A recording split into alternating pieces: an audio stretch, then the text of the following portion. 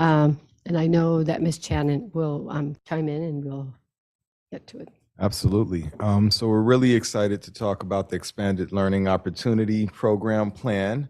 The Expanded Learning Opportunity Program is a very special program, actually, that has been enshrined in California Education Code. It is now a requirement that helps us to expand our after school, before school, intersession, and summer programs to service our unduplicated pupils. For those who don't know, our unduplicated pupils are low income, our foster youth, and in this case also our McKinney-Vento students as well. So these funds are used to help support after-school programs that were first piloted last spring, but since that time have been expanded.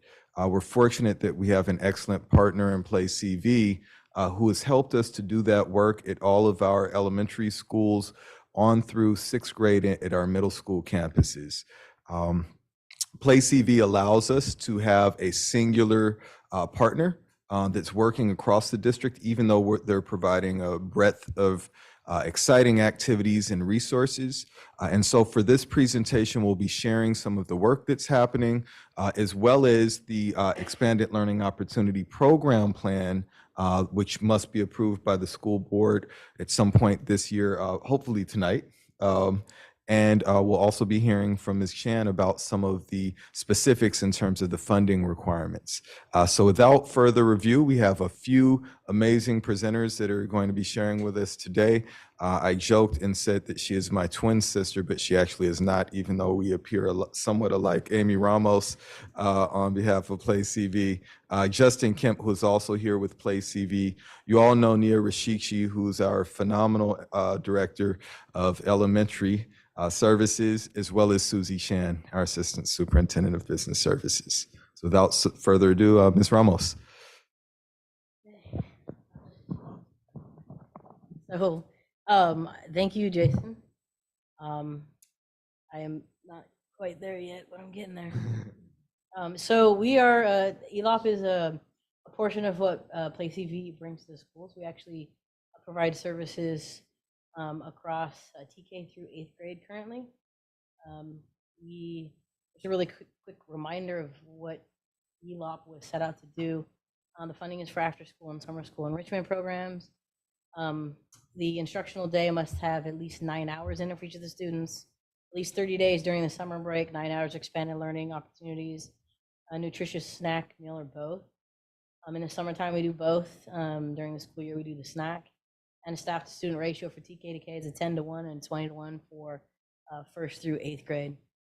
We have the plan components that we'll go through that we hit in the plan are the safe and supportive environment, active and engaged learning, skill building, youth voice, healthy choices and behaviors, diversity, access and equity, quality staff, clear vision, mission, and purpose, collaborative partnerships, program management, the transitional K in kindergarten, and any conclusions and questions people have. I'll go straight into it. I'll share the presentation actually with Justin. We are always ongoing doing staff training, putting things in place. We do some staff training where we do overlap with what the school has in place. We make sure that we're following all the school guidelines and rules. And then we also have training that we do on top of it as well. We track and watch attendance instantly. And we have text messaging and phone capabilities inside of our app, with a two-way back and forth communication. And then we are currently working on enhancements within that system as well to make it even more efficient. We do warm handoffs for the youngest students, the TK and K. It's always a warm handoff. We do ID checks for pickup until folks know exactly who it is that's picking up. Every school is asked to continue it until they recognize that person. And then if anybody new is sent, verify, and we will sit and wait for someone to add somebody to the pickup list. And that can take a while sometimes, but it's the right thing to do. We maintain the approved pickup list and guardian list. We follow the safety protocols, and we offer language support. We have 3 phone lines currently. We have English, Spanish. We have a phone line that handles both Mandarin and Cantonese. Danielle handles our Spanish line for us, actually. Thanks for coming. Active and engaged learning. We try to hire expert-led enrichment classes, visual arts, science, public speaking, coding, theater arts, journalism. We're still bringing in all those programs. We do plan when we bring a class to a school that it does transfer through to each one of the schools on the grade levels. So we make sure if we're going to hire somebody who can only handle 3 classes, we keep them going down each one of the sessions. Enrichment is designed to supplement the day and introduce new topics of interest. We do homework and schoolwork support. That includes missing assignments, tracking down assignments, emails to teachers, and holding the kids responsible for what their assignments are. And we do engage with the families and teachers if necessary to make sure we're following up on needs. Some of our teachers who work with the school will bring homework with them that kids have claimed is missing. So we have it coming to us, so it's great. We do family engagement events, art shows, movie premieres, plays are coming up in Q3. 10 out of 11 schools this time are going to participate. It's great news. We collaborate with school administration, and we survey students and families for interests.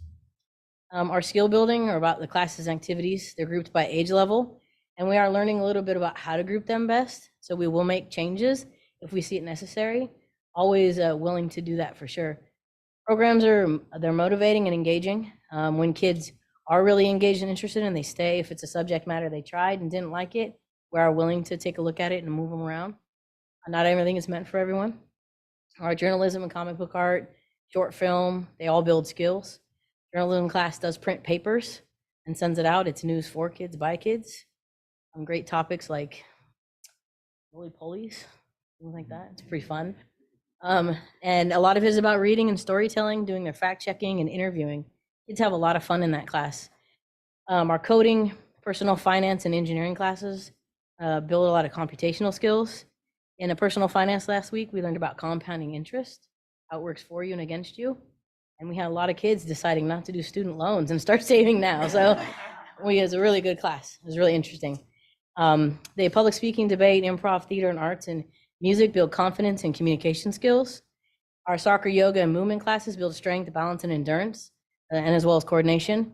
And we do a class that does playground games. So they bring the rules and the games back to the school day. We just recently purchased a bunch of pennies so they can do team sports.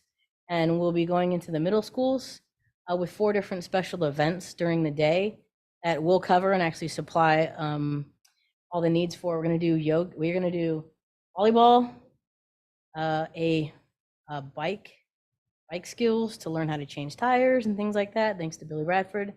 And we will be doing a DJ and then soccer.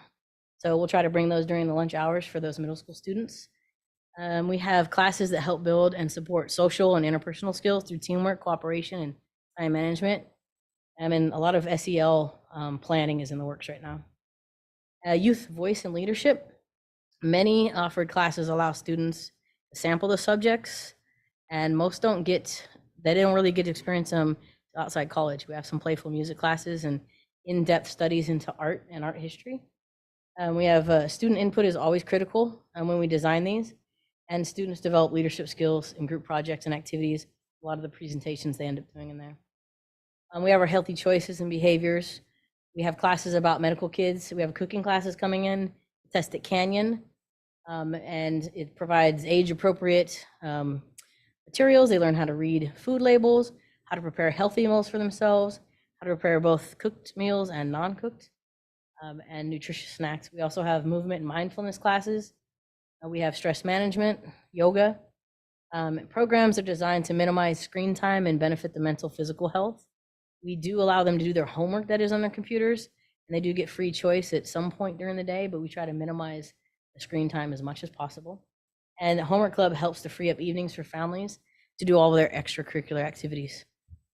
Our diversity, access, and equity, which is really, really important to me. The ELO-P program provides equitable access to some of our most vulnerable students. We take it very serious, and all of the information is protected. So all the kids that are in our program come on the same level. Everybody comes to the program as a student who's in the program. And it's really important that to me, that we keep it that way. So everybody is welcome and feels comfortable. We aim to remove the barriers that block students from these opportunities by providing translated materials, adhering to the non-discrimination policies, taking every possible step to provide accommodations to ensure students can benefit. And this personally, we've taken to a very serious level, because I think a lot of people are left out, whether it's by mistake or not. So we take a very large step and effort to make sure we're having proper conversations and providing what we need to. PlayCV actively recruits team members that reflect the diverse communities we serve, and we're culturally sensitive. Students' experiences, knowledges, and backgrounds are taken into account when planning and implementing all of our programs. I'll hand it over to Justin, and then I'll come back for questions. Good evening. I want to talk a little bit about quality staff. One of the things is, we're always looking, as Amy just mentioned, diversity is something that is really important to us. And so we apply that when we're looking out for all of our staff members. Quality educators are obviously extremely important to all of our student success. Obviously, we follow all of the CVUSD qualifications and requirements. All of our team members go through background checks, go through mandated reporter training, go through PlayCV orientation before they start. We, first and foremost, reach out to staff members that are already on sites, such as teachers, both current and retired, paraprofessionals. We found that if we can bring those people in, and we provide a continuity between the in-school day and the after-school program, that helps the students out quite a bit. For example, Amy mentioned that Danielle is our Spanish translator, but she also teaches Spanish class on 3, sometimes 4 sites each week. In addition to that, during our recruitment efforts, we are seeking people that we believe fit in well with our culture of collaboration, communication, adaptability, and empathy. Those are all qualities really important to us. We're also attempting to implement a culture of continuously learning and continuous improvement. All the time looking to see what we can do differently, what we can improve on. Our clear vision mission. PlayCV, taking a step backwards, PlayCV started out as a program to bring after-school enrichment classes to each of our sites, with the goal of bringing those to all Castro Valley students. Every school site has a success story of a program that either families really liked or worked really well for them. What PlayCV attempts to do, what Amy's vision is to take a collective buying power and bring those programs to all of the sites. And so that's where, that's at the heart of everything that PlayCV does and where it's got its start. Enrichment is our main goal. When we're, had an opportunity to speak to a lot of families during walkthrough registrations at various sites. A lot of questions about after-school care. And one of the things that for me really differentiates PlayCV from other programs is that we're not focused on daycare, we're focused on enrichment. Everything we do is about enrichment. So we're trying to bring programs that possibly could help students make up anything they might have missed during the pandemic, anything that can foster either team or individual growth, supplement what they're already learning during the day, and probably more importantly, give them an opportunity to test out subjects that they may never have gotten an opportunity to. Most people don't get an opportunity to outside of college. One thing to make clear in terms of mission and purpose at PlayCV, when we talk to families about PlayCV, it's really 2 separate programs that are connected. The first, like I said at the start, it's the enrichment classes that meet weekly, usually 1 hour a week in either 9 or 10 week blocks. So the year is broken up into 4 sessions, and then the summer camp program. And Amy mentioned some of the classes that we've been able to bring: art, science, book club, coding, robotics, Spanish, French, journalism, short film, music, cooking, personal finance, public speaking, debate, and I know there's more that I've already forgotten about. Aside from the enrichment classes program is the full play program, which is our daily after school from the last bell up until 6 p.m. And the full play, while it does also include enrichment classes, It also brings other activities, opportunities for social emotional learning, opportunities to let students maybe play with inside friend groups that they wouldn't have had normally in their school day. Homework support, as Amy mentioned. All of this wouldn't be possible without the support of our community and the partnerships that we've been able to form. We have an ongoing relationship and conversations with many families, community leaders, district leaders, third-party providers, and students to make sure that we always keep that focus on enrichment. We look to take advantage of our local community strengths and weaknesses wherever possible. And some examples of that is, like Amy mentioned, is our other showcase events, like the picture showing our movie premiere night that our short film class students got to enjoy. We've also had art shows for the art students, and then plays coming up this year. Program management. PlayCV is attempting to remain as flexible and accommodating as possible. So the result of that is what actually looks like a fairly flat organization, meaning that, you know, we, Amy says this to a lot of people that we're interviewing, that we're all one big team, and there isn't like anything that, you know, one of us wouldn't be willing to do that somebody else might be willing to do. From a leadership standpoint, there's the executive director, Amy, myself, and one other associate director.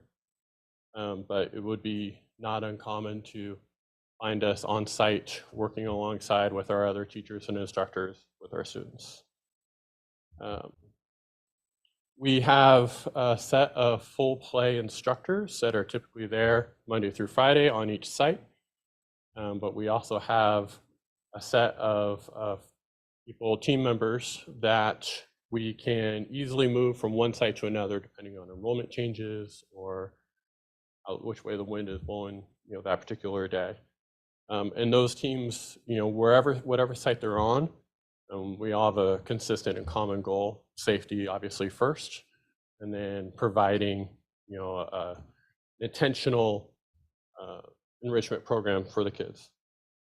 And then we also have our enrichment class teachers who we support, give them the tools to design a class that works typically in 9 or 10 week blocks that they then teach at 2, 3, 4, 5 sites each week.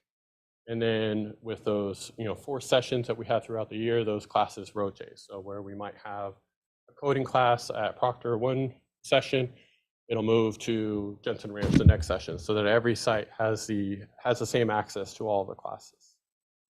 And then we also have our language classes, like Spanish, that we designed to run the entire year.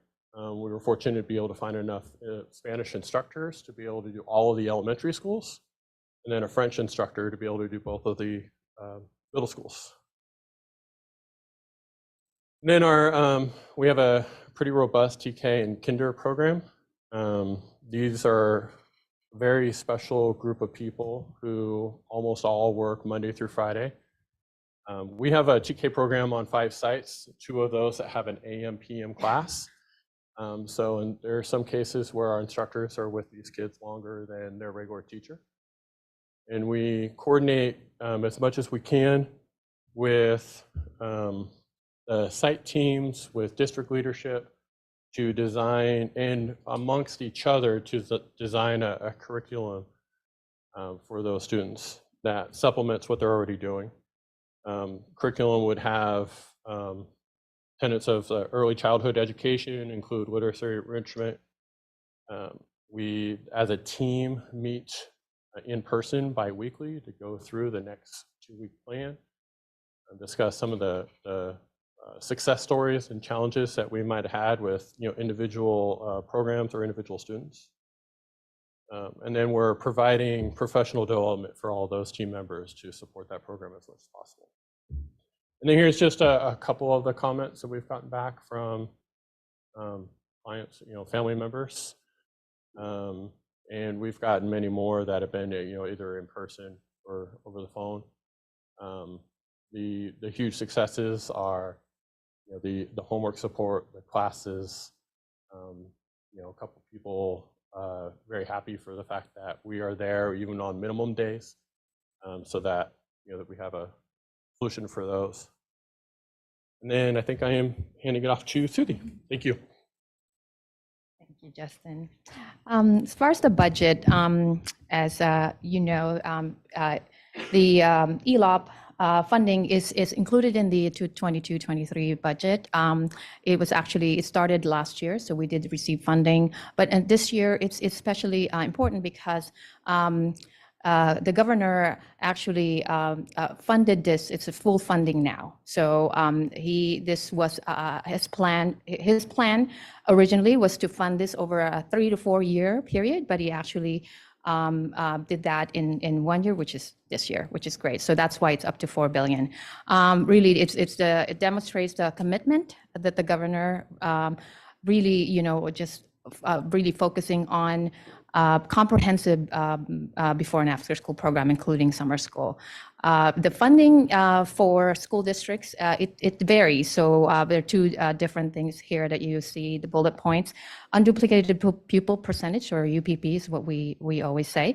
For 75% or higher districts, if their unduplicated pupil percentage is 75% or higher, they get $2,750 per student. For districts like us, we're below 75%, so we get $1,250 per student. And then there are fiscal state requirements, and so a few of these you've heard. So it is subject to audit. We have this is not this year, not the current year. It's actually it starts in 23-24, and the reason for that is because when this came up, a lot of districts that don't have the ACES program really did not know how to put this together, right? So this really allows, state is allowing districts, including us, to really look at maybe, piloting, which is what we did last year. We started with, 3 sites, and then we expanded to 5 last year. And then of course, then this year, we have all of our elementary schools and as well as the 2 middle schools. So it is subject to audit in 23-24. And so penalties will be for not meeting the minimum time requirements, which is what you heard about, at least 9 hours per day throughout the school year, as well as 30 days, 9 hours, at least 9 hours. So that's 210 days. And it must be offered to unduplicated students in grades TK to 6 and provide access to those who request it. And of course, then the plan is what is included in the packet for your approval tonight. And then once you approve the plan, it will be posted on the website. And then this is a plan that we need to review on an ongoing basis, that makes sure that we're following the minimum program requirements and reviewing them as far as content and also outcome measures. So this is not the only time that you're going to see we will be bringing it back to you, so we can give you update you on the progress of the program.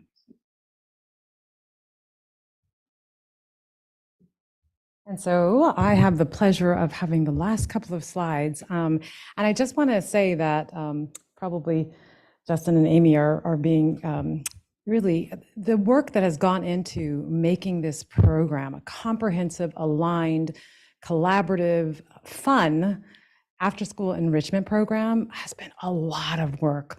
The PlayCV staff, Castro Valley Unified School District staff have worked really closely together to make sure that we're providing a program that we can really be proud of.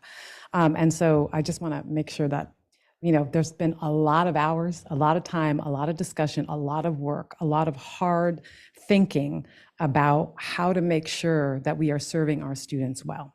So, and there's a lot more work to do. So as far as next steps are concerned, these 4 we thought we would share with you. We're always thinking about, we've only really done one kind of big type of outreach at the very beginning of the school year with registration. And so we're out to do, additional community outreach to our stakeholders to make sure that everybody really knows about this program and about the variety and diversity of the programs that are available, and that our students can participate. All of our students can participate in some way or another. Again, continuing to hire quality staff, as both Justin and Amy shared, they're always looking for quality staff to hire, and starting with looking internally, and then if we can't find folks that are internal, going outside in our community. And then additional training, Amy and Justin do a lot of training with their staff.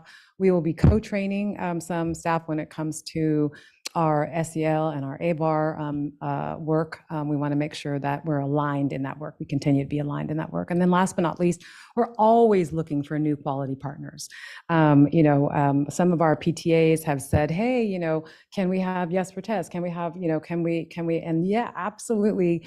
Justin and Amy have been amazing at incorporating those into our umbrella, PlayCV being our umbrella organization, and all of those organizations coming under those, so that we, again, have comprehensive, aligned services to serve all of our students. So those are our next steps. We say bright futures are made here in our after-school program, and I think we're ready for questions.